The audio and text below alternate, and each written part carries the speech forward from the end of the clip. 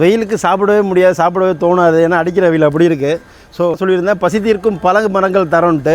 இப்போ உங்களுக்கு முன்னாடியே லைவாக வந்து எங்கள் சப்போட்டா எப்படி காய்ச்சிருக்கு அப்படின்றத காட்டுறேன். பார்த்தீங்களா எப்படி இருக்கா பாருங்கள், கடவுளோட பிழைப்பா பார்த்தீங்களா எப்படி ஒரு அற்புதமாக.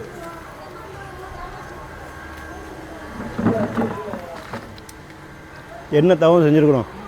இந்த மாதிரி உங்கள் மாடி தோட்டத்துலையும் பழங்கள் காய்ச்சி அதை எடுத்து நீங்கள் சாப்பிட்டீங்க எவ்வளோ சந்தோஷமாக இருக்கும். வாங்க வேறு என்னெல்லாம் பழுதுக்குன்னு பார்ப்போம். இது வாட்டர் ஆப்பிள் சீசனு. பாருங்கள் உள்ளே இடனா இருக்கான், எவ்வளோ காய் வச்சு காய்ச்சிருக்கான் பாருங்கள். கொத்து கொத்தாக இருக்குது. ஆஹா, இங்கே பாருங்கள் ஒரு கொத்தில் 6 காய். இந்த மரம் ஃபுல்லாக ஒரு 50 காய் இருக்குது. இங்கே பாருங்கள் எப்படி காய்ச்சிருக்கான்ட்டு. ஸோ இவன் வேலையை அவன் செய்ய ஆரம்பிச்சிட்டான். அடுத்த வாரம் எல்லாம் சாப்பிட்ற லெவலுக்கு பதத்துக்கு வந்துடும். இங்கே பாருங்கள் அப்படியே நாவல், வெள்ளை நாவல் எப்படி காய் வச்சிருச்சுன்னு. ஒரு 20 நாள் போச்சுன்னா காய் சைஸ் பெருசாகிடும், கலர் மாறிடும். ஸோ மஞ்சள் பதத்துக்கு வந்துருச்சுன்னா எடுத்து சாப்பிட்டுக்கலாம். அவ்வளோ டேஸ்ட்டாக இருக்கும் இந்த வெள்ளை நாவல். சுகர் டயபெட்டிஸ் பேஷண்ட்டுக்கு வந்து நல்லதுன்றாங்க. அவங்களும் இதை உட்கொள்ளலான்னு சொல்கிறாங்க, இனிப்பு ஒன்றும் செய்யாதுன்னு.